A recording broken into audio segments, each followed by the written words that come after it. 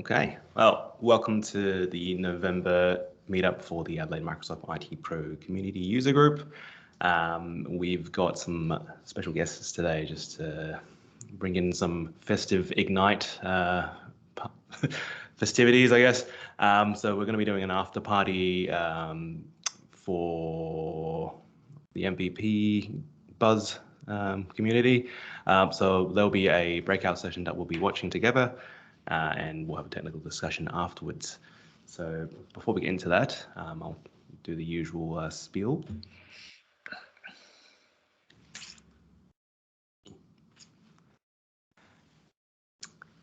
Housekeeping, we acknowledge that the land that we're meeting on today is of the traditional lands for the Kaurna people, and that we respect their spiritual relationships with the country. We also acknowledge that the Kaurna people are the custodians of the Adelaide region and that their cultural and heritage beliefs are still as important to the living Kaurna people today.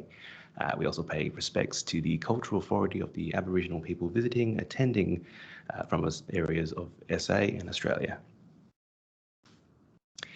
You may have noticed I'm doing November again, thus the awkward facial hair.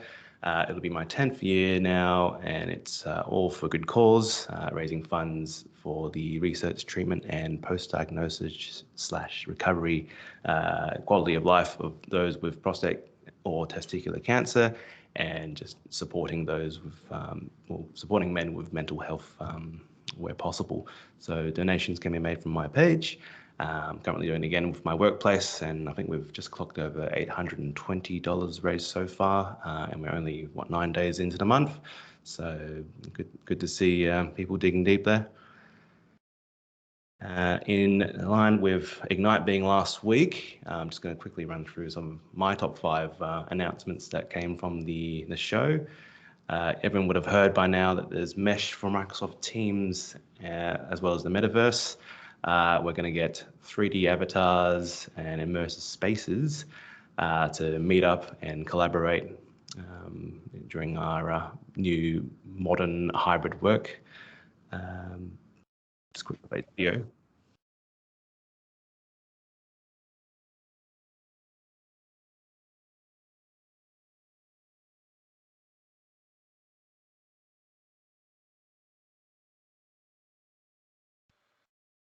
I don't hear any audio, Andrew, just to let you know. Oh, let me pause that. Make your own audio if you like.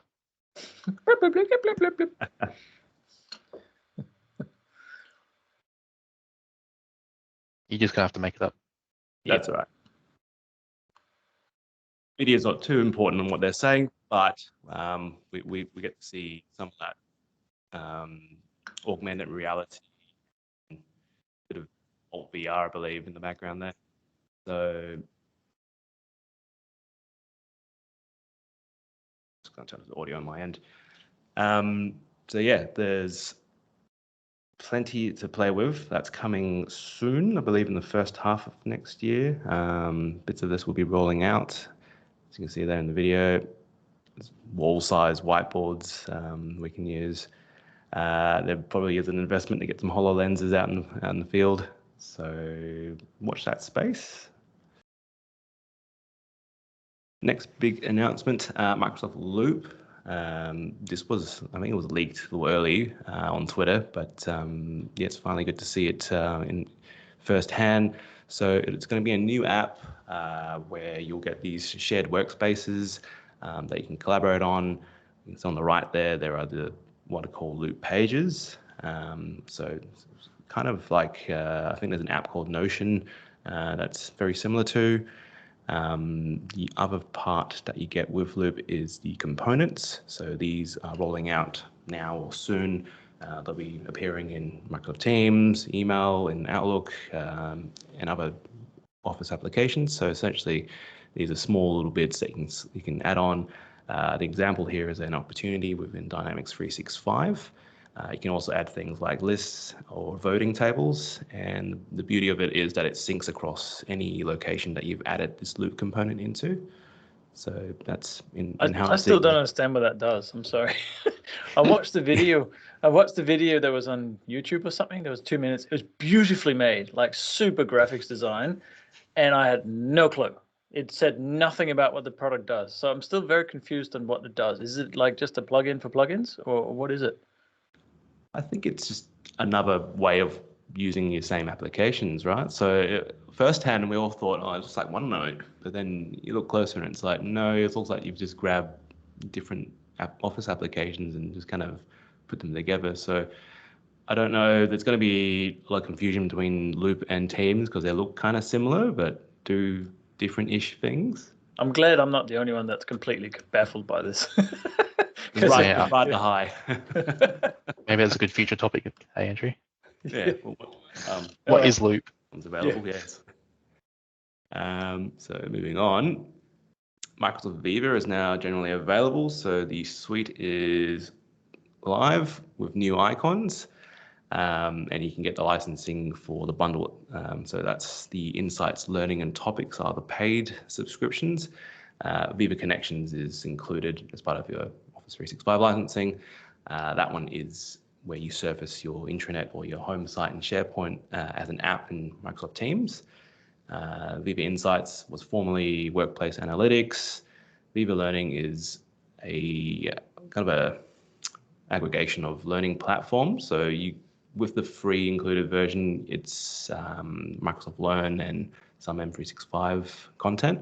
But with the paid license for that one, you got over 10 different partners, ranging from EDX, Coursera, Pluralsight, and so on.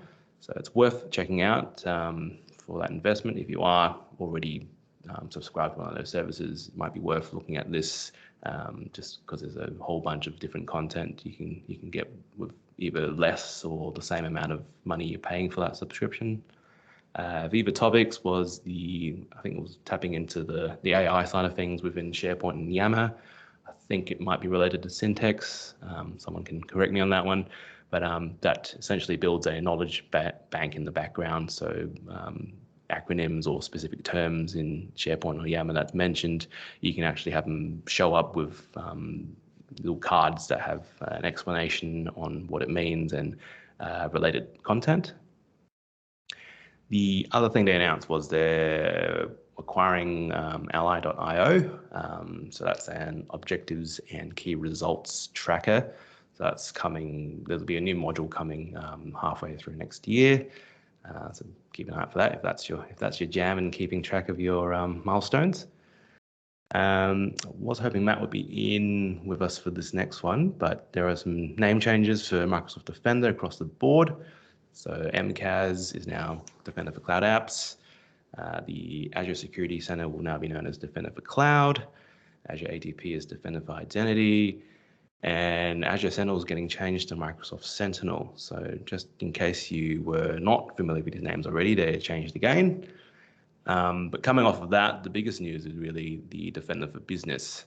So we are getting that endpoint detection response as well as these other fancy features, all included within your Microsoft 365 Business Premium license. So if you've already got that, then you're getting some bonus defense. Otherwise, it's an add-on for about, I think it's $3 US. So keep an eye for that. That's coming out soon. And that's also in line with, I believe it's M365 Enterprise E3 getting the EDR component as well. Yeah, so basically with the security product changes, if you're not sure, just take out Azure and replace it with Microsoft and you'll be close. Pretty much. Another one that's cool, big, and scary at the same time is being able to rename your SharePoint or default tenant domain name. A lot of times people have just gone and spun up a trial and they thought, oh, I want to keep rolling on with this, and you've got some awkward looking SharePoint URL that's 10 words long. So now you can rename those. It was previously in private preview. A bit scary in that sometimes it can cause some weird behavior within SharePoint. And obviously you can't backflip and change back to your original default name. It does cause some loops, I guess, because you got some hard redirects happening in there. So it's similar as to when you renamed the site URL. Changing back really isn't a great experience. So if you're set on a certain name, stick with it. Otherwise, don't change it to what you need to. couple of bonus things as well on top of the top 5. Teams Connect or shared channels. They're actually coming first quarter or first half of next year. So that's without switching your team's company context. You can access channels from teams in other companies' tenants. And within the same tenant, you can access different teams' channels without having to be a member of that team. So that's going to be handy.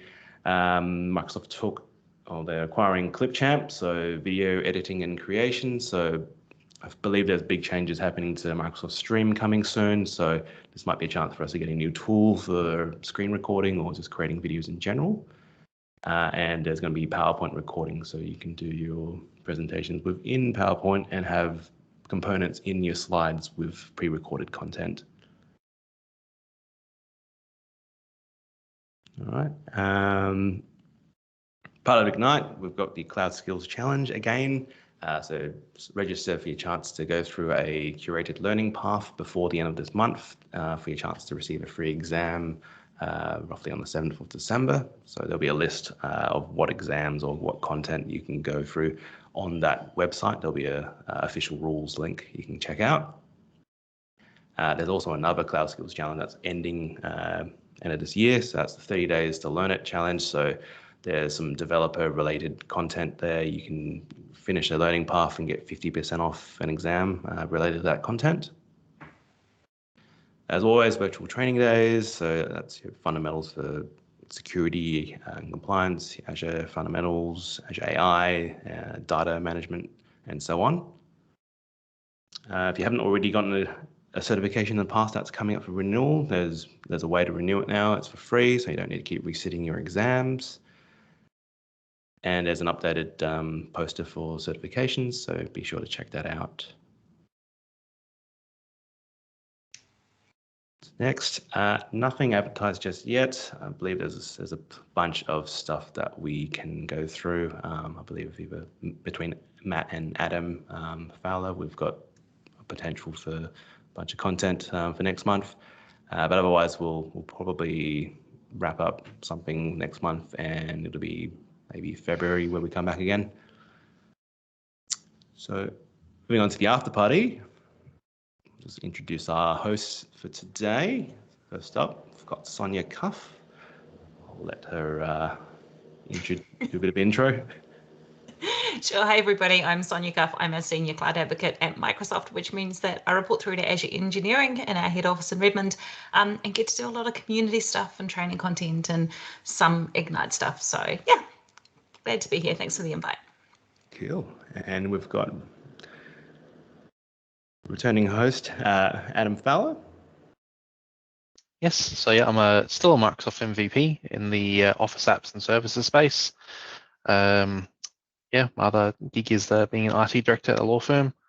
And yes, I miss this user group, but it's in safe hands of Andrew here, so it's good to see. I think I typoed our acronym there. Nothing to see there. Close enough. And our third host is Lars Klint. Hello, Pants. Yeah, I'm an MVP as well within the Azure space, and yeah, thanks for Adam for the initial invite. These are kind of cool, and I like the fact we have a few people because that will actually allow us to have a proper discussion if people do come off mute after the session. That's the whole idea, is that we discuss whatever was in this presentation. I haven't actually seen it, so this will be interesting. And so yeah, thanks for having me here. And I'm joining from country Victoria, and I do have llamas. But anyway, send photos. Yeah.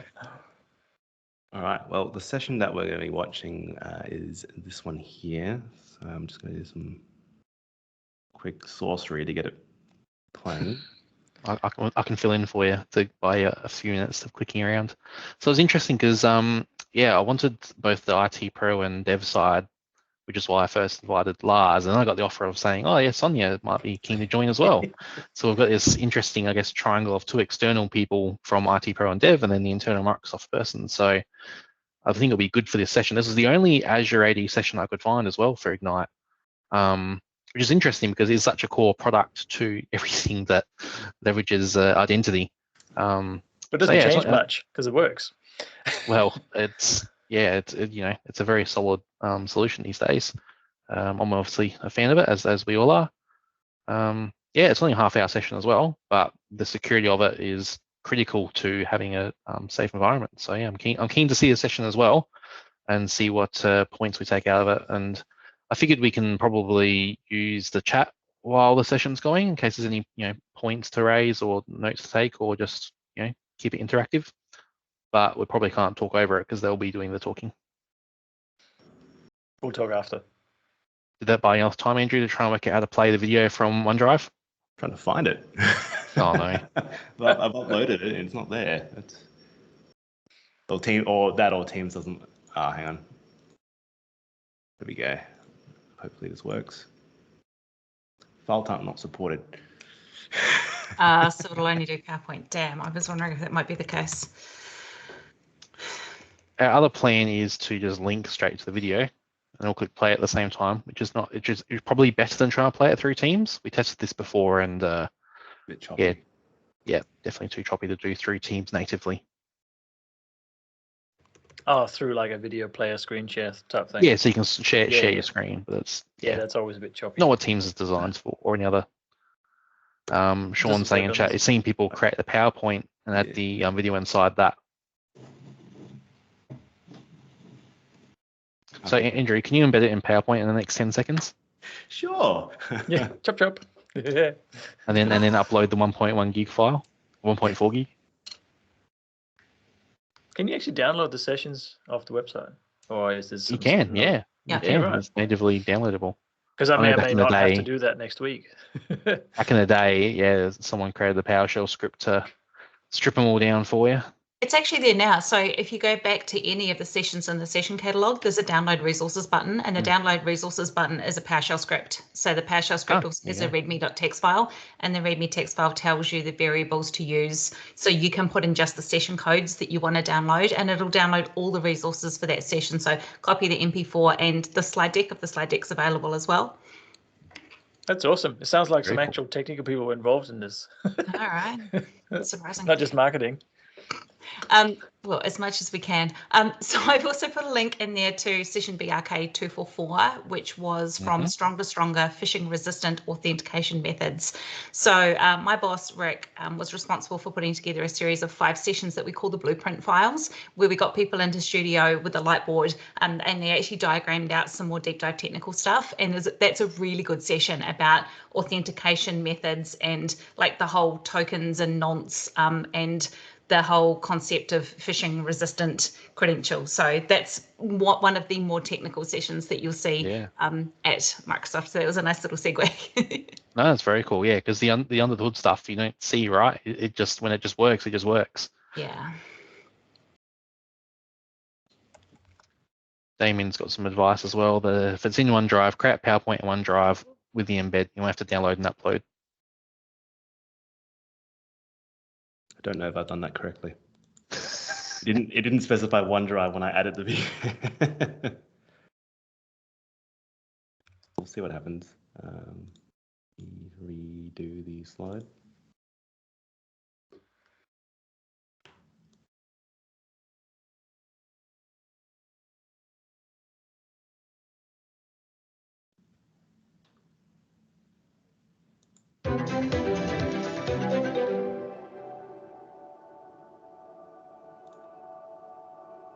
We've got a video and sound. Yeah, I can hear it and everything.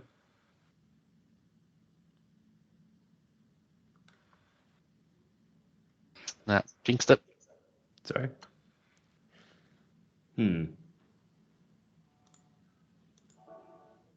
Hello, everyone. It will be laggy, but I think it's still watchable. I'm Joy Chick, and I run the Identity and the Network Access Division at Microsoft. My team builds services that secure access to everything for everyone. Since the last Ignite in spring, everyone has been heads down supporting hybrid work. And while you're doing that, threats and attacks continue to escalate. With all of these challenges, our journey forward requires collective resilience, and that is what I want to talk about today. To do our part, we're building tools to help you strengthen resilience across your entire organization. Because no matter how strong your cyber defenses are, you must be prepared to contain any disruption so your organization can keep operating while you recover as quickly as possible. Today, I want to share the investments we're making in Azure AD to help your organization stay protected and productive in the face of attacks, threats, crises, or even good challenges like exponential business growth. Resilient security starts with a reliable service, one that operates all the time. We have made significant platform investments to ensure that if there is a problem, our identity service fails over or self-heals so that end users don't experience any disruption. Beyond the platform, we are combating bad actors determined to disrupt our economies and our lives. Our security experts and data scientists are helping authorities hunt down cyber criminals, and we have new capabilities in Azure AD to further harden your environment. When your cloud environment is your foundation, any disruption can have devastating consequences. We understand that you are responsible for securing and governing your entire digital estate. We know you have multi-cloud architectures, and that is why we're building robust multi-cloud capabilities. There's a lot to share, so let's start with our investments in the platform. Like all cloud service providers, we have seen a dramatic rise in service usage over the past 2 years. To illustrate the scale of Azure AD, every day, we process over 90 billion authentication requests. In contrast, all of the world's major credit card companies combined process about 1 billion transactions, which is just over 1% of our volume. This makes us virtually the largest commercial cloud service in the world. To our customers, Azure AD is critical infrastructure, just like power grids and water supplies. Even a 1-minute interruption in our service can feel like an eternity. Every second matters, because if you can't sign in, you can't get anything done. Our engineering includes multiple layers of redundancy and fault isolation to keep you productive, even when the unexpected happens. To share more details about all of our investments thus far, I would like to introduce Nadeem Abdo. Thanks, Joy. I'm Nadeem, and my team builds and runs the Azure AD service. The aspect of my role that humbles me the most is driving our resilience and security work to ensure that we can deliver on the trust you place in us. We understand how important Azure AD is to each of you, and we treat each of the over 90 billion authentications we do each day as mission critical. Our goal with resilience investments is to do everything we can to reduce the possibility of an outage, even in the face of underlying systems failing. We design our service to catch and contain outages in testing before they impact production. If an outage does occur, our goal is to ensure its impact is as limited as possible across 2 dimensions, the number of users as well as the duration of the impact. And importantly, while we invest heavily in Azure AD's core resilience itself, our strategy is to go beyond that and ensure that apps and services can continue to run unaffected even if the underlying identity systems experience an outage. We've been on a continual improvement journey to strengthen our service resilience based on 8 core principles. While many of these principles, like safe deployment and no single points of failure, are common to all cloud services, given Azure AD's mission-critical nature, we go far beyond that in several dimensions. Let's look at 2 areas where we've made significant investments. First, let's talk about fault isolation. We've migrated the entire Azure AD core authentication service to a cell-based architecture. This splits the service into separate cells, Each cell is itself fault tolerant and run in a fully active-active configuration across multiple Azure regions. Just as important, cells are designed to contain many classes of faults and prevent them from propagating to other cells. This is analogous to compartments in a submarine and are designed to limit the blast radius of many classes of outages to just that cell. I'm pleased to announce today that when we started this work, we had 5 effective cells for the entire service. And earlier this year, we reached 107 cells. This means that any given cell holds less than 1.7% of the users in the system. Now let's take a look at what we can do to keep customers productive, even if the worst happens, with our backup authentication service. You can think of this as equivalent to a generator or UPS power supply that can be deployed to supplement the electric grid for a mission-critical application. This is a unique service that Azure AD offers to all of our users. It's even more so given that the scale we run at is operating the world's largest commercial identity system. The backup service is a separate authentication service that runs within the Microsoft Cloud, but on systems and network paths that are separate from the primary Azure AD service. It is entirely automatic in its failover from the primary to the backup, and in addition, the end user experience is the same between the primary and the backup service. We regularly exercise this system in an active-active manner. And while it's important to remain productive, we must ensure you can do so securely. The backup service is aware of and respects your security and compliance policies, as well as security event logging. It also ensures that changes to the directory, such as a role change or a user losing access, are respected and reflected immediately. The system is tuned to offer resilient defaults automatically, but also allows more granular policies to let you dictate the trade-offs that are right for your specific environment. The fault isolation work and the backup authentication service are just 2 examples of the significant investment we're making to raise the bar on Azure AD resilience. We will continue to invest in these areas and are committed to share more, including guidance on how you can best leverage Azure AD resilient practices, as well as leveraging SDKs that ensure your applications are maximally resilient. We value your confidence in your partnership and will continue to prioritize security and resilience every day. Thank you for taking this journey with us, and back to you, Joy. Thanks, Nadeem. Platform resilience is not your job, it is ours. These investments will help ensure that you can always sign into all of your apps to access all of the resources you need, backed by our 4 nines service level agreement. But our investment do not stop at the platform. Attacks against identities are getting more intense, more frequent, and more sophisticated. And in fact, identity has become the new cybersecurity battleground. Cyber criminals and the nation states are targeting identities to infiltrate businesses, steal intellectual property, and conduct espionage.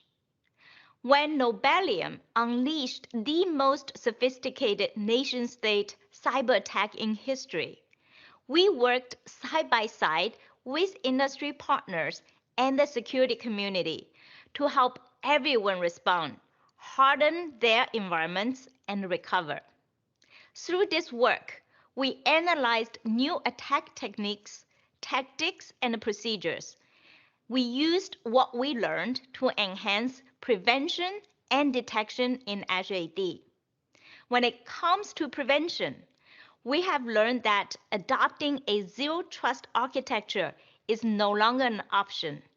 It is a business imperative. At the heart of Microsoft Zero Trust solution is Azure AD Conditional Access, the access policy engine that explicitly verifies every access request. We have now strengthened conditional access in 3 areas. First, we have made policy targeting more granular.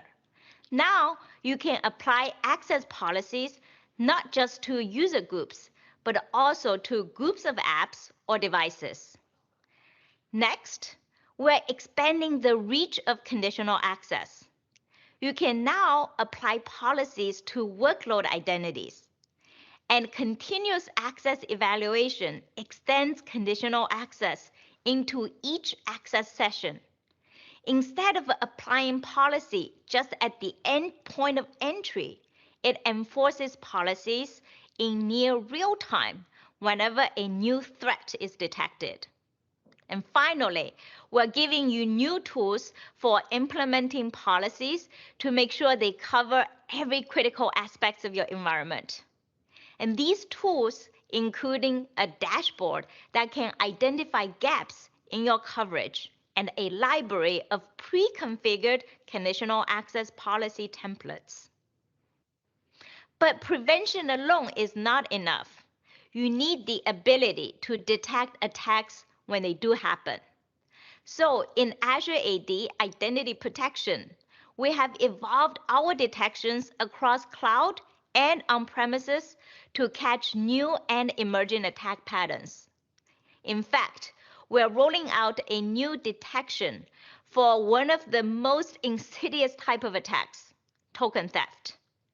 And to give you more visibility into risk trends in your organization, we have built a new risk analysis workbook. Or if you prefer to view everything in your favorite theme, you can export risk data with one click. There's so many exciting things to show here, so I would like to invite Sarah Handler to take a deep dive. Thank you, Joy. I'm Sarah Handler, and I am one of the people behind the scenes building these security features. I'm focused on making sure that none of you are the next big breach headline. So we've been working hard on new features to enable your environment to be more secure tomorrow than it is today. Let's start with improvements to conditional access. First, we've created a new built-in conditional access dashboard that analyzes all your deployed policies and identifies potential gaps. You can see an overview of your policy coverage and best practice policy recommendations based on analysis of current sign-in patterns. On the Monitor tab, we see a lot of recent risky sign-ins that use legacy authentication without the protection of conditional access policies. And because these sign-ins use legacy authentication, they don't support MFA. Once you understand gaps in your coverage, you then need to roll out new policies at scale. So we've added pre-built, easy-to-deploy policy templates that align with our security recommendations. To close this gap, I'm going to block all apps using legacy authentication. With this template and just a few clicks, that legacy authentication concern is resolved. As Joy mentioned, we're expanding conditional access to be more comprehensive. We're seeing more and more attacks using non-human, or what we call workload identities. We're working on new features to cover this attack surface, starting with conditional access policies for workload identities. We've also added application and device filters that can automatically select objects with security attributes that you define. Your policies can now dynamically respond to new apps and devices, so you don't have to update policies by hand. If you have service principals with permissions to access sensitive resources, you want to protect them from abuse. You can now create a policy that targets service principals. And using the new application filter and custom security attributes, your policy will dynamically scale. For example, you could apply it to all workload identities where the data center attribute equals east, and then block access from outside trusted networks. Now look how smooth this is. This policy automatically targets this app with the data center set to east. And when the app tries to authenticate outside of the trusted network, it's blocked. You also need granularity when targeting devices. That's where device filters comes in. Before, you had limited device targeting options, but now you can target devices using extensible attributes. One common scenario is only allowing access to sensitive resources from secure access workstations. With device filters, you can grant access to apps for a device that's marked as compliant or hybrid Azure AD joined and tagged as a secure access workstation. Any devices not meeting these criteria will be blocked. No policy changes when new devices are added, no size limits, much easier to manage. As Joy mentioned, prevention alone is not enough. Azure AD Identity Protection helps you detect, remediate, and investigate identity compromise when it does happen. Token-based attacks are a worrying new trend. Token theft and replay are harder to detect than traditional password compromise, and we've seen them give attackers more persistent and elevated access to the victim's resources. We've recently released 2 new detections for token replay: anomalous token and unfamiliar sign-in properties for session cookies. These detections identify tokens with anomalies in their lifetimes, where they're being played from, and the order in which they're played. It also looks for session cookies with unfamiliar patterns, a common sign of token replay. So what does token replay and our detection look like in action? Here, we have a stolen token. Let's replay that cookie to access Office 365.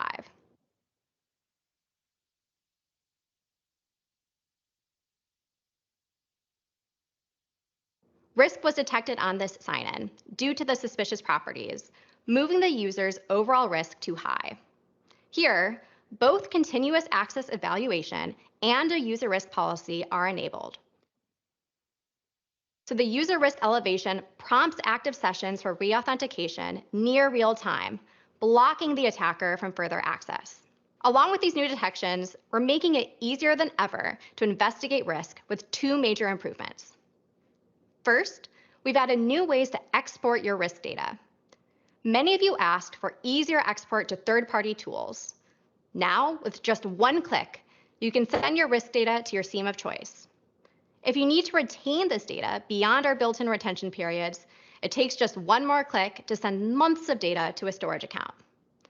Next, we've added a new risk analysis workbook built upon log analytics to give you new insights. Now you can easily understand where in the world you're seeing risk, what types of risk are most prevalent, and even how effective you are at responding to risk detections. We know you want more efficient investigation, so on top of our new signals and this new workbook, we've reduced alert volumes in identity protection by more than 60%, all while improving detection quality. With less noise, you can focus more on the risks that matter. Our prevention and detection work doesn't stop here. There is so much more coming that I can't wait to share with you soon. We're honored by your continued partnership on this security journey. Joy, back to you. Thanks, Sarah.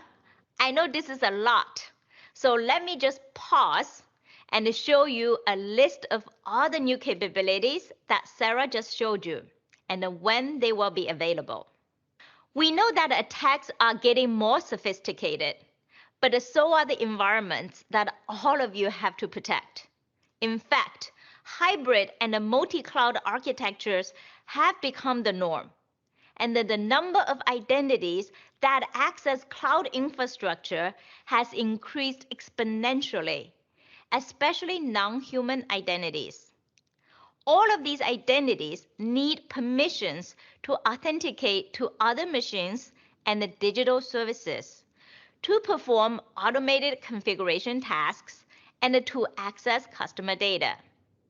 With each cloud workload you deploy, permissions multiply, which increases your attack surface. Thousands, if not millions, of complex digital entities now have virtually unlimited access privileges. Some have even more permissions than administrators. So, how do you minimize risk? You do so with security and access policies that follow the zero trust principle of least privilege, and with policies that stay consistent across your different clouds and your on-premises infrastructure. This is why earlier this year, Microsoft acquired CloudKnock Security. Their unique technology helps organizations manage permissions for all types of identities across all clouds.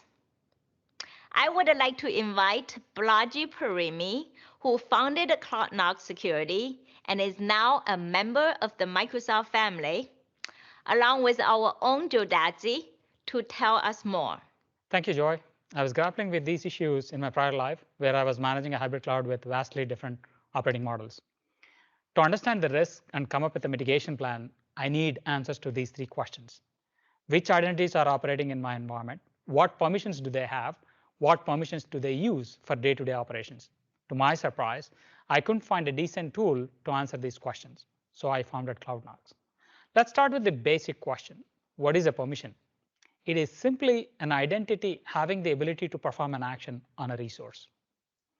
This type of abstraction is crucial to manage permissions of any identity across any cloud with one unified operating model. Our activity-based authorization technology creates usage profiles across these 3 dimensions by continuously monitoring all the activity and attributes from both the identity provider and the cloud provider. This provides complete visibility into all identities irrespective of type or origin, what permissions they have with details on action and resources, what permissions they use for day-to-day operations. This gives a clear picture of the gap in permissions provision versus used. Minimizing this gap eliminates unnecessary risk. Let's see it in action with an AWS account. Here is my development account with 499 different types of identities, including roles, EC2 instances, local user accounts, and users coming from a single sign-on provider. I can see the permissions of all of these identities. We can see the actions that each identity is entitled to do and the actions it has performed, along with how many resources it can get to and how many resources it has touched. Here are the details of a machine identity, an EC2 instance. The view is exactly the same for human identity as well. Now that we see a huge gap between permissions provision versus used, we need to right-size them. For AWS, we create an IAM policy containing just the used permissions and attach that policy to the identity. We can do this in just a few clicks. Select the identities. The actions this identity performed are already pre-selected. Give this policy a name. This is showing the list of actions with different services. You can limit the actions of a specific service to a specific set of resources as well. Here is the generated IAM policy with just enough permissions. Now that we have right-sized the permissions, we can keep an eye on them to make sure that they don't creep back. We created a metric to measure the gap between permissions granted and permissions used, called privilege creep index. The bigger the gap, the higher the index. This is computed for every identity and updated hourly or on demand. We also aggregate this at the AWS account level so that you can see which accounts need attention. The heat map gives a great overview of permission risk across different accounts and cloud providers as well. Now, when I switch to GCP, I get the same granular visibility with the same metrics for all my projects. I can track permission usage for all G Suite users and service accounts, whether they are user created or system created. This demonstrates our ability to manage permissions of any identity across any cloud with one unified operating model. By joining Microsoft, we are unlocking new synergies and making it even easier for you to protect your hybrid and multi-clouds and strengthen your security posture. Over to Joe to share more details. Thank you, Balaji, for this great walkthrough. There's no question that being able to discover and track permissions across multiple clouds is the best way to stay safe and resilient. However, you cannot do this in isolation. You need to look at access control and governance holistically across your enterprise. Consider the life cycle of identities. Who is creating them? Are they still fit for purpose? And who is reviewing them for compliance? While traditional identity governance and privileged access management solutions are great for on-premises, when extended to cloud workloads, they start to struggle because they are simply not designed for the cloud. Today, very few tools can address complex security and compliance needs across all clouds and on-premises. It's time to reimagine the way we manage, govern, and protect identity and access. And CloudKnox is a critical piece of this vision. We are removing silos to deliver one integrated cloud access control solution. This integrated solution combines identity provisioning, lifecycle management, workflow automation, permissions management, and analytics for all identities, all resources, all clouds, and on-premises, so that you can enforce zero trust access controls everywhere. Alongside the integration of CloudKnox with Microsoft's security portfolio, I'm excited to announce 2 new capabilities that support this vision. First, you can now provision users directly from Azure AD into on-premises applications. This means you can manage access lifecycles consistently for all apps, even those that live in separate governance systems. Second, we have extended Azure AD's entitlement management approval with custom workflows. You can now integrate your business workflows and internal access policies without needing to write code. Our investments in identity governance capabilities and the integration of CloudKnox are important steps in our plan to deliver this integrated solution that I mentioned earlier. I hope you're as excited as we are about this convergence and all the possibilities. Now, back to Joy. Thank you, Joe and Balaji. To learn more about CloudKnox, visit aka.ms/CloudKnox.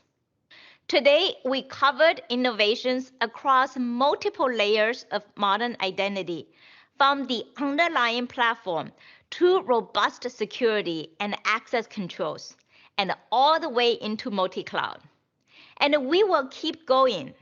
In fact, you can expect a lot more from us as more interactions turn digital and more boundaries disappear in our new hybrid reality.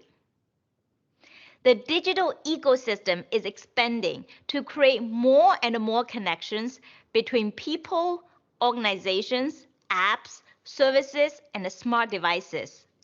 Identity's role in evolving digital ecosystem will only grow because identity is the only system that can instill trust in our digital interactions.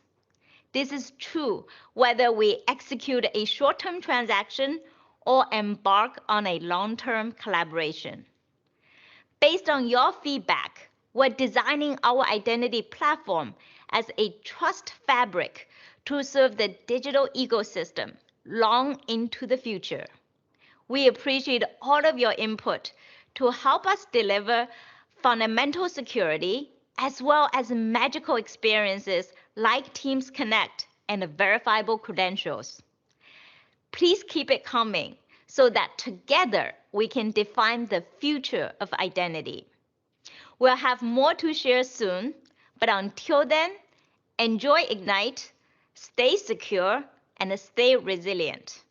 Thank you. We've experienced some major changes in the last year, especially in the workforce. We moved to hybrid environments. We've moved to remote environments. We've learned to enjoy content on a variety of different platforms, and that includes Microsoft Ignite. Hi, I'm Jessica Feku, Security Product Marketing Manager here at Microsoft. You just watched Microsoft Vice President of Identity and Network Access Management, Joy Chick, talk about how Azure Active Directory can help you stay resilient in an era of ever-escalating attacks.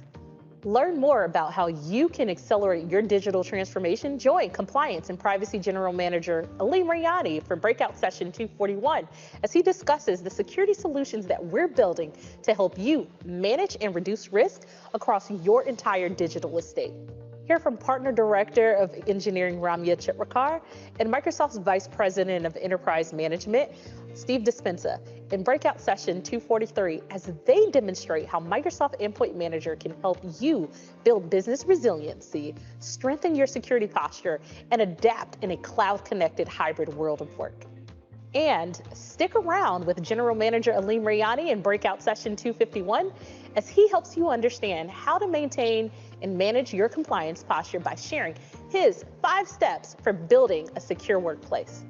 If you have any questions about the products, the news, or announcements that you've heard today, check out the Connection Zone, where you can connect with any of our subject matter experts in an Ask the Expert session. If you missed any of today's sessions, they're available on demand. Check out aka.ms/msignite21_security/on-demand.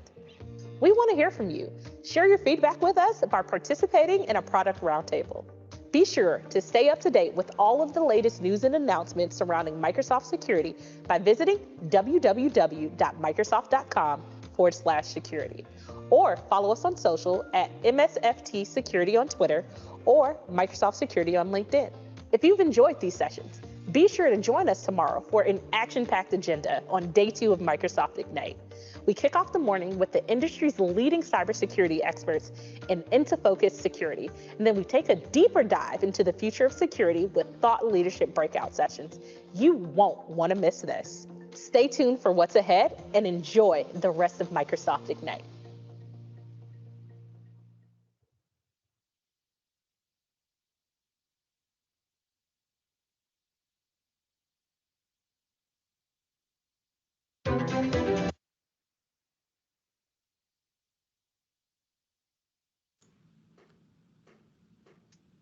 Movie's over. Cool.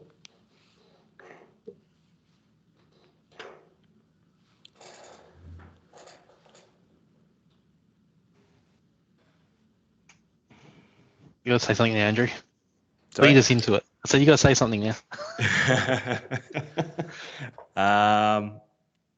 Cool. So yeah, just some extra resources for now. Now that Ignite's over, like that session we just watched, the rest of those sessions can be viewed on demand from the Ignite website. And there's a couple of other things coming up in calendar month as well.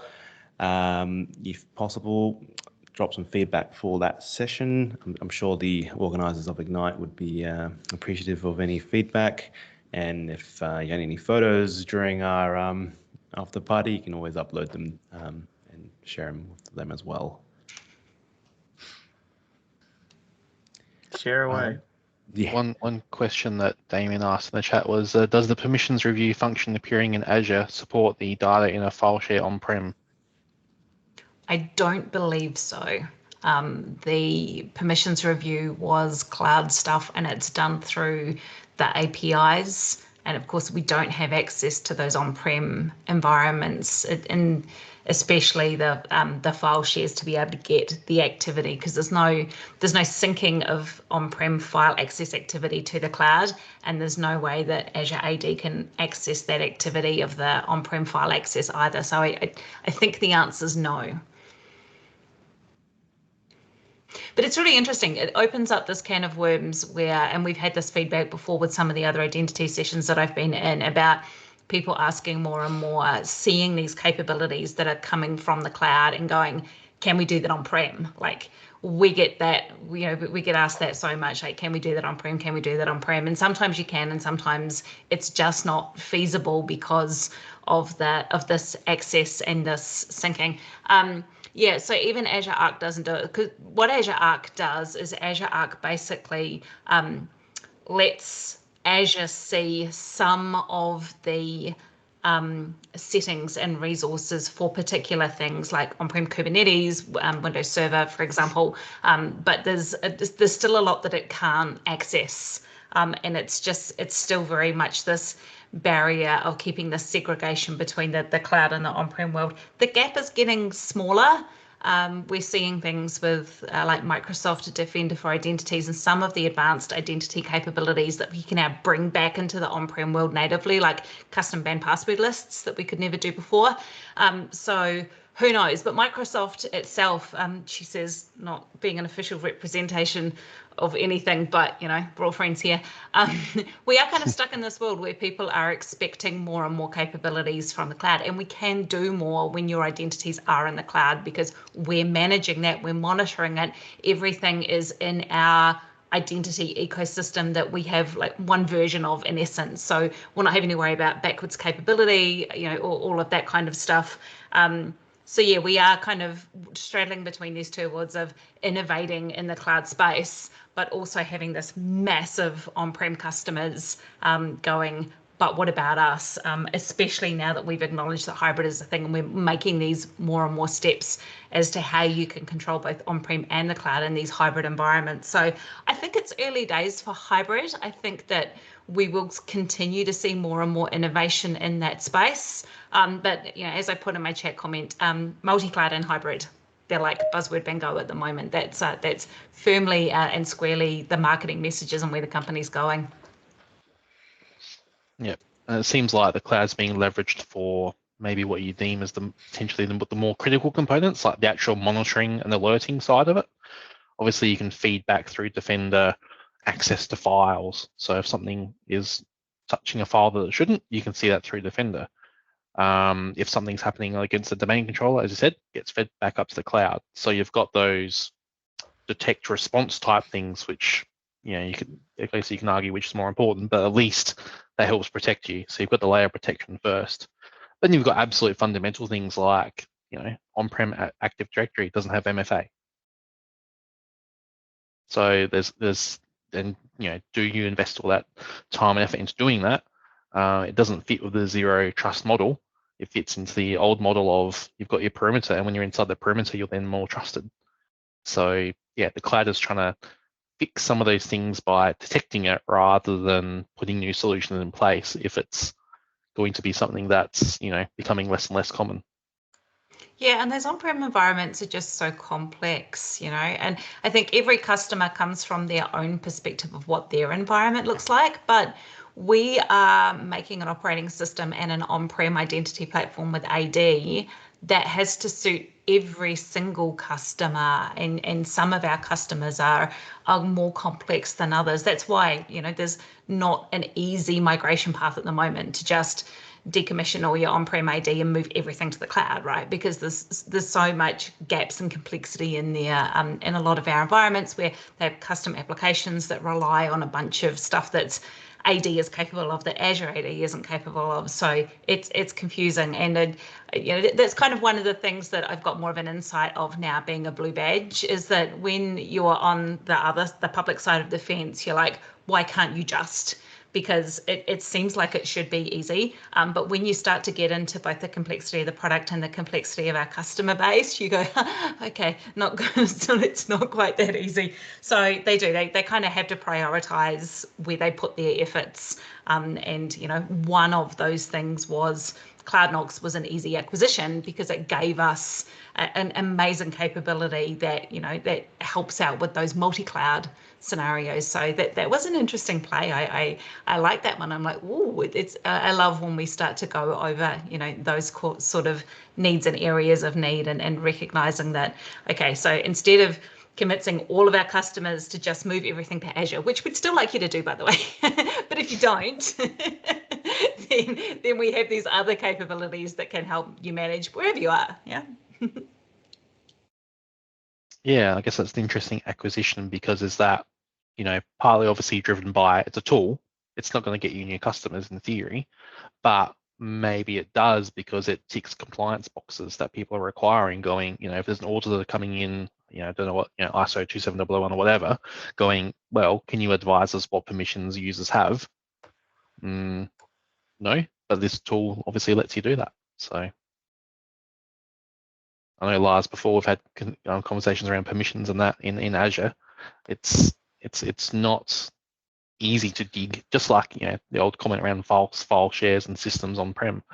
Just easily looking at something and understanding who's got what and how it works. It's really easy to make a mess of it, right? Mm.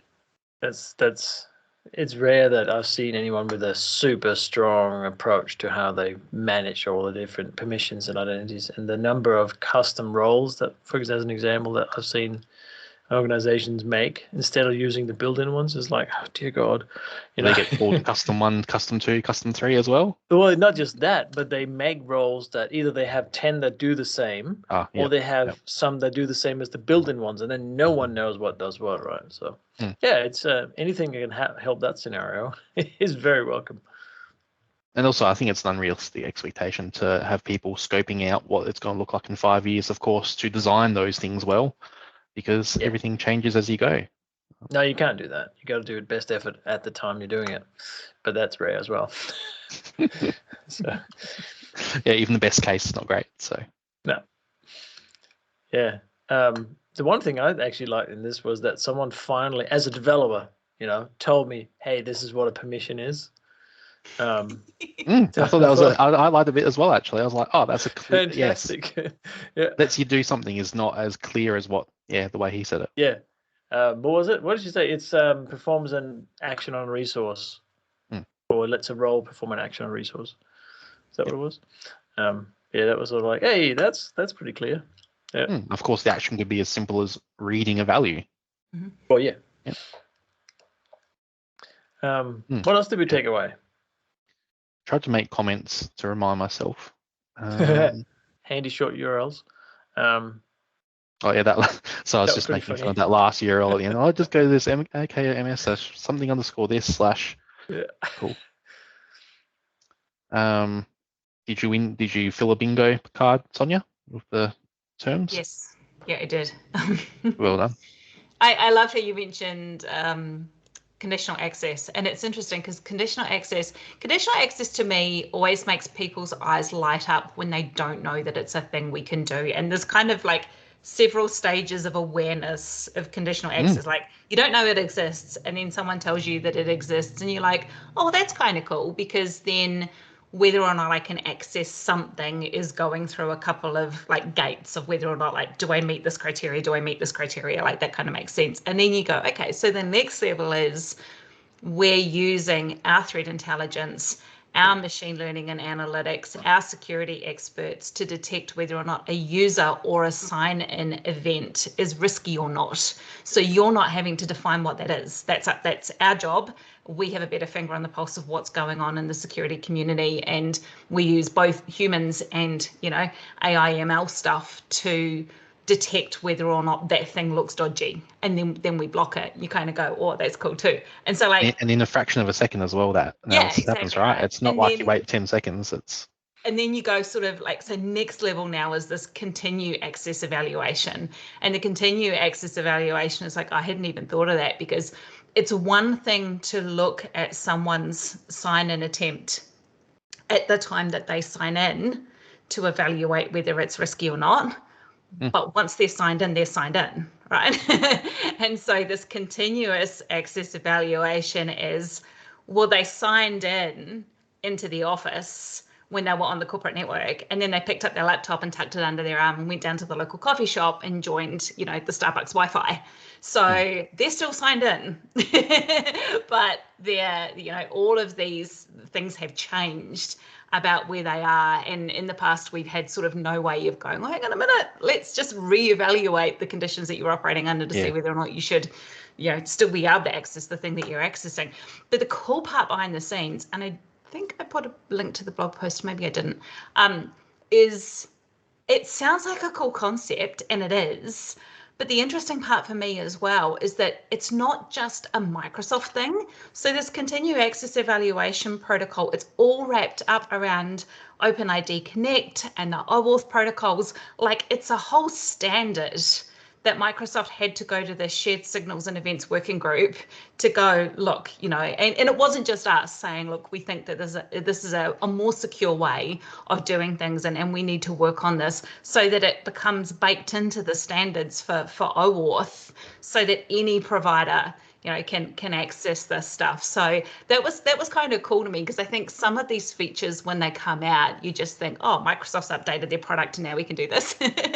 Where this one really is especially when you're talking about things like identity, there is this whole interoperability behind the scenes and standards that we are trying to adhere to so that our identity platform can be used in other systems, and vice versa. You know, that whole single sign-on and trusting other providers, like it is, again, just a next level of complexity. But the whole concept of being able to do that, to be able to turn around and go, okay, something has changed.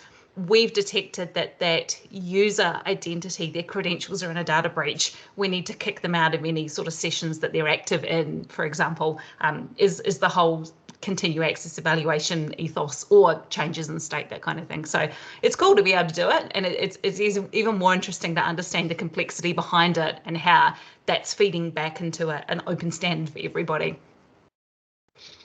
Yeah, it's interesting Microsoft's take on it. Ignoring my doorbell at home, it's went off.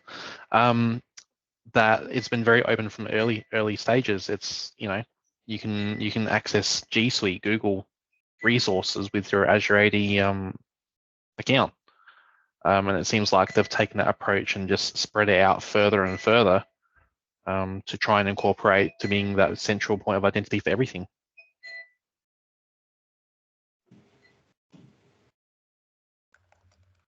Hope you couldn't hear the doorbell the entire time there. Not the entire time, but you know. It's costly. It's the cost of technology. Yeah. Really?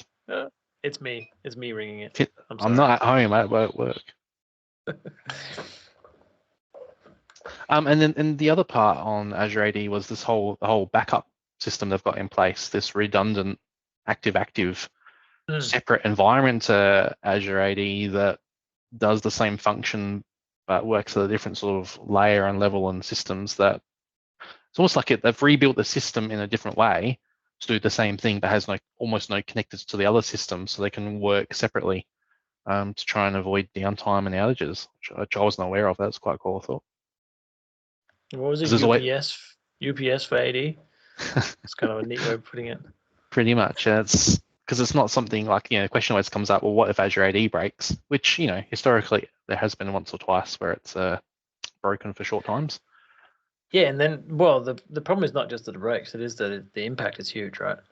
And I think that's what there's, but, I'm saying they, and Sonia's sitting here from Microsoft. But anyway, right now you're not Microsoft, Sonia. When Microsoft has built this, the system to be AD was hosted in like 3 data centers, and when one of them goes out, well, it has a big impact. So I think this is what I got from it, is that the redundancy is being split out into many, many, many regions, I think. Is that what they were saying? Well, the lady, I can't remember what it was. So there's also the whole cell component where users are sort of spread across many different cells to have authentication across the globe, I guess. Yeah. My camera's acting up. I apologize. I don't know what's going on. It keeps turning on and off. That's right. It's frozen on not a terrible. Yeah, I'm going to switch to the crappy one. Hang on. We won't say what brand it is then if it's crappy. His camera might have continuous access evaluation. Yeah, exactly. That's right. He's got the backup. It's just Been kicked off. Maybe.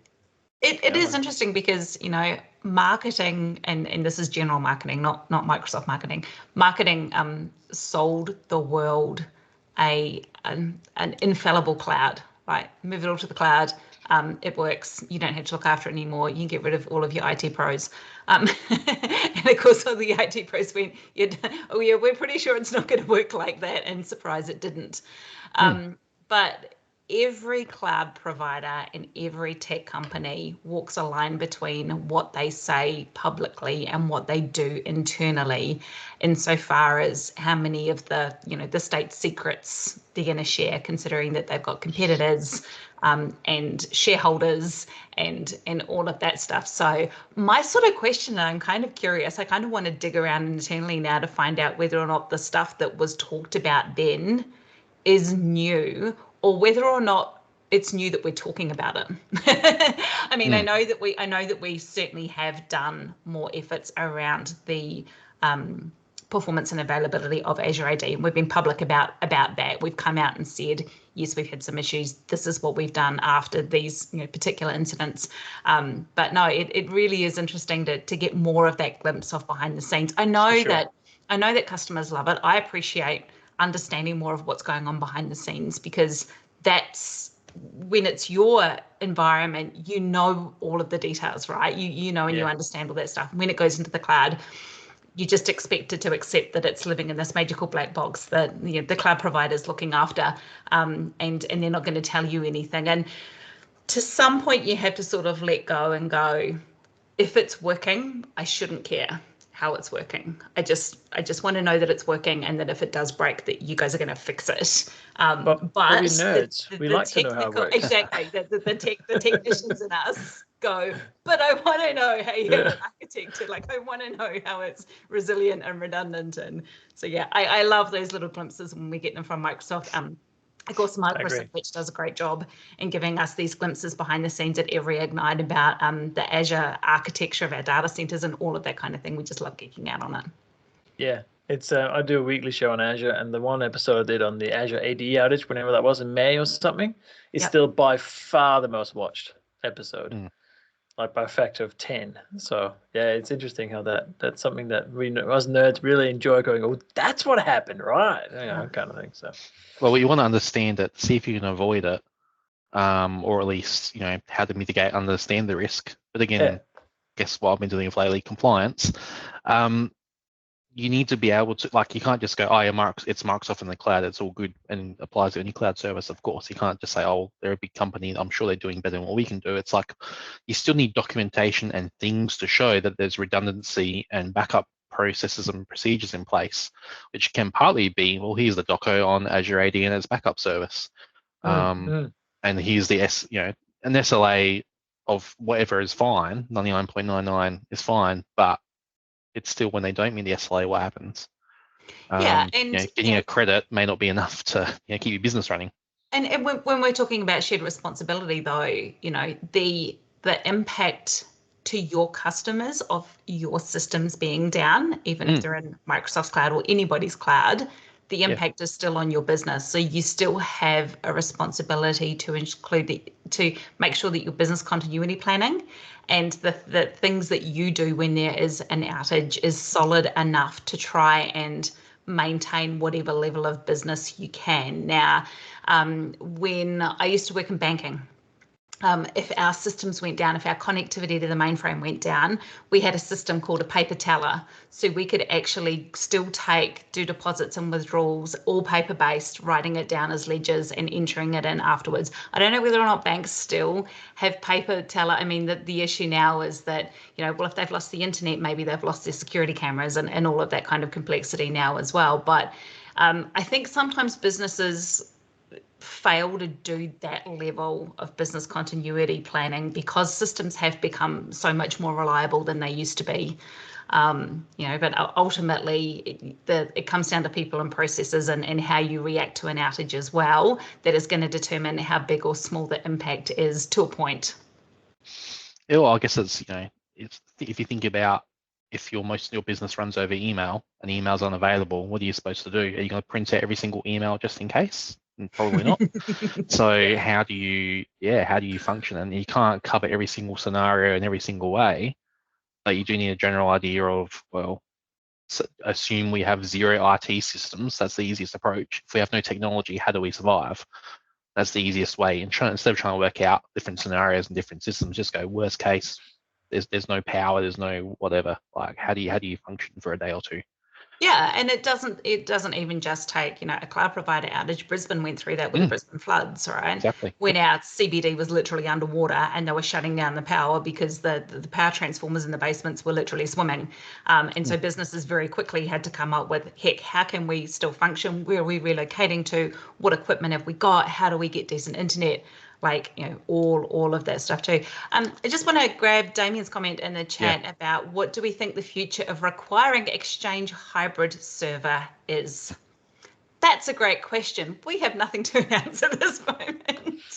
She says with a Microsoft hat on. Look, from my personal perspective, there are a couple of challenges when you're looking at decommissioning an on-prem identity. One of them being this Exchange server dependency. If you've moved people from Exchange server on-prem into the cloud and you want to decommission your on-prem AD, and the other one is your user profiles. So because your user profiles on Windows are going to change as well. So all I can say is that we are certainly aware that there is still a dependency there and we're working on it. And yeah, again, next level of complexity, but it is a challenge. We know and we are aware of it. I don't have anything more to say on it than that, because yes. So yeah, it's a thing. I can't comment on what the future of it looks like, but we are aware of it and we are working on it. There you go. And generally with these things, if it was easy to solve, it would already be solved. There's obviously certain considerations blocking it being easy. Because, we've got Exchange hybrid server because we want to be able to do things like hide the address book for someone or create a distribution list easily. There's ways around it. Easily, yeah. Yeah, exactly, easily, right? Because our identities are still on-prem AD and synced. As Sonia said, that goes away if your identities are all Azure AD native, but the on-prem systems you have probably don't accommodate that if you're in that scenario. So we just have to wait and see what Microsoft can do for us. And obviously block access to that Exchange server remotely in any way whatsoever. Don't allow things like the ECP and the admin center to be accessible externally. would be the key thing in that scenario.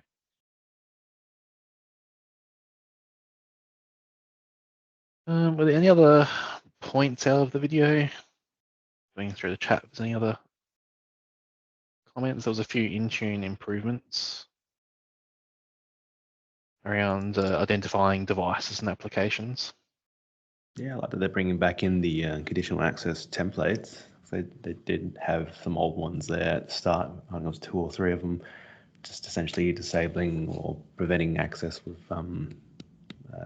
legacy authentication methods or basic auth, and I forget what the other one was, but they were there and then they disappeared, and now we've got some new ones coming, so hopefully they're more accessible. It's another tough thing to administer, conditional access, because it's great when you're setting it up. Like Sonia said, you get excited and you start doing these cool things with it, but then when it's done, it's sort of done.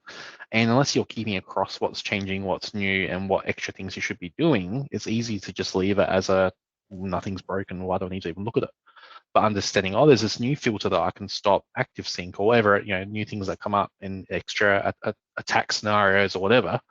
Or there could be a tick box that's like, actively check connections every hour or something to make sure there's no extra things. If they're not turned on by default, people may not be aware of them. And I know this is obviously a hard call for Microsoft to make it anything. Do you make something a default for new things? Do you change it on people's behalves? And whatever you do, you're going to annoy a bunch of people. Security defaults is there for, right?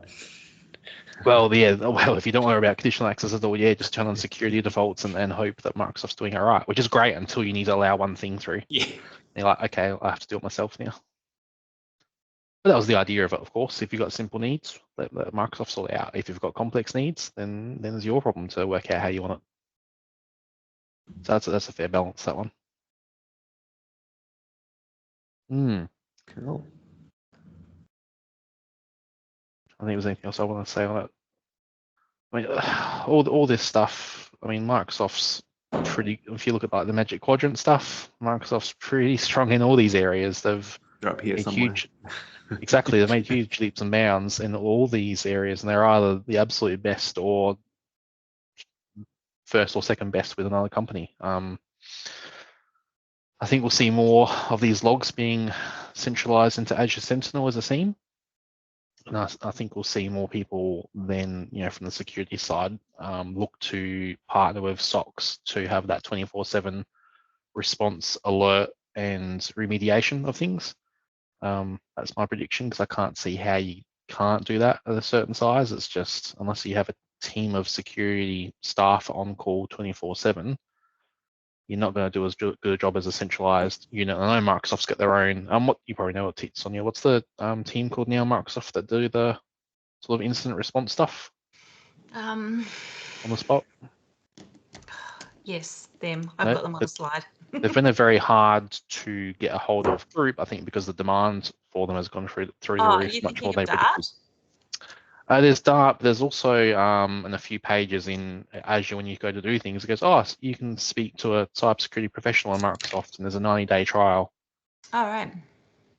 Anyway, that's, I guess, a layer of the SOC where if you've got an instant alert, you can engage Microsoft directly, and it's a paid-for extra service, because you'd hope that you can get someone that knows the alerts a lot better than you, because they live and breathe it. So yes, sometimes ahead for security.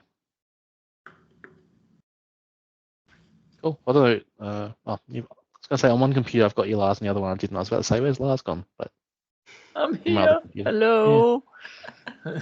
What other comments have you got from a dev perspective, Lars? What did devs get confused about with identity or? Well, all of it really, because identity is someone else's problem. It isn't really. That's often the development sentiment is that, hey, Azure AD is something, it's infrastructure, and someone else, IT pro, DevOps, or DevOps could have will sort it out. But I don't think it is. It's in this case, it's really cool because I've now used Azure AD both as an SSO, but also to integrate sort of directly with it. I don't know if these new announcements are going to make any of that work very different and as such, but it's actually quite nice. I've used both Azure AD and Auth0 for managing identity, and both are pretty good.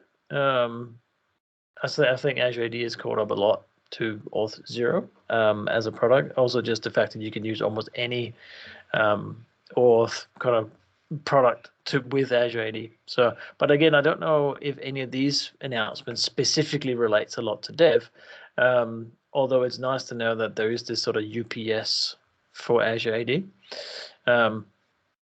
But yeah, maybe I missed something. I'm not sure, but I don't think there was anything that stood out as being, oh, this is going to make my life easier as a dev, because it was already pretty good. That's What about the cloud knock side and looking at permissions as to what people have on Azure resources and that? Yeah, but again, that was always just an API call, right? So if I needed to know if a user had access to a certain thing, I just ask the API or whatever interface you're using. There might be a wrapper around it. So yeah, I'm sure it'll make it simpler, the whole flow of it. It doesn't help you doing it day to day, but it might help you if you need to do a report at a point in time going, what's everything got everywhere? Then cool, but otherwise, because as you probably do again with API still, so. Well, you do, and you know, a lot of companies will build their own admin system around it that uses Azure AD or some other authentication provider, so that they don't have to do the actual authentication, but they have like the management surface sort of looks like it belongs in whatever system they're using and building, so that you don't have to go into Azure every time. That's a pretty common scenario. So, but again, I don't think the Knox thing is gonna. Knox thing sounds like I don't know what it is. The Cloud Knox product, I don't think it's going to make a huge difference for developers. At least not explicitly. Maybe implicitly, because the people that they rely on, that developers rely on, are going to be better at doing their job. So yeah. And they didn't really touch on guest accounts or B2B or B2C in this one. So yeah, no entitlement management, and then that was it. That's probably you probably get more of those conversations at Build than you would at Ignite. I mean, you're right. This is more targeted at the IT admins and the security professionals who are worried about that gap between what privileges people have and what they actually need to minimize that particular risk. But yeah, I kind of like the one about the granular level of the conditional access policies, meaning that you can really fine tune, for example, that access to a sensitive application or an application with sensitive data, and it can only be, you know, from a managed SOAR workstation. So if you were writing something custom in-house that had, you know, employee medical data or HR systems or whatever, that kind of thing, you can to know that you can lock that down even further to what's not just any PC on the corporate network, you know, that people could use this from. That's kind of cool to know. And I don't think we do a good job of sort of translating between those worlds, of turning around and saying, well, yes, this is a security feature that's related to devices and identities and applications, but what that means for developers is it gives you a greater level of confidence of control over who's getting access into that app and that particular piece of data, and you couldn't do that before. So can you do that for your actual Azure tenant and say people can access our Azure tenant from these workstations in our environment? That's a good question. Because that, to me, that's the first logical thing. You go, right, to be able, I only want these 5 workstations to be able to access my tenant, because that's where everything is, right? How would you limit that? It defeats the purpose of having a cloud if you can only access it from like 5 different workstations. But I can understand why, especially if you spun that up as a separate Azure tenant or a separate Azure subscription, for example, that was like your super sensitive cloud space. And then that kind of speaks into, well, maybe that in conjunction with something like Azure Confidential Computing, where we're using the VMs inside Azure that are built on the more secure hardware with the you know, with the virtualization built into the hardware and the security from the authentication perspective. So that whole sort of Azure Confidential Computing bit is cool in terms of where you put your stuff. If you want the more hardware-based security down at the data center level in our Azure cloud for those kind of workloads that need it. So this is kind of feels like it might be the other end of that connection, right? Like your access connection of, okay, if we know that we've got these workloads on Azure Confidential Computing, then if we can combine that with these conditional access policies where we know that we're only accessing them from certain secured workstations, then that's kind of, you know, the whole magical picture from end to end. Yeah, I was thinking of a scenario like you might get a consultant in, you're like, Yeah, you're only accessing our tenant from this one PC that we gave you on that bit. You know? Yes, I like it. Yeah. Let me look into that because that's a good question. Cool. We're at 1:30 Adelaide time. Was that well done for time there? Well, I'm happy to call it there. If there's any other comments, any more discussion points anyone else wants to raise?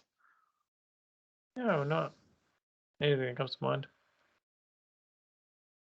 Yeah, it's good. Forces us to watch the Ignite video as well, which I like.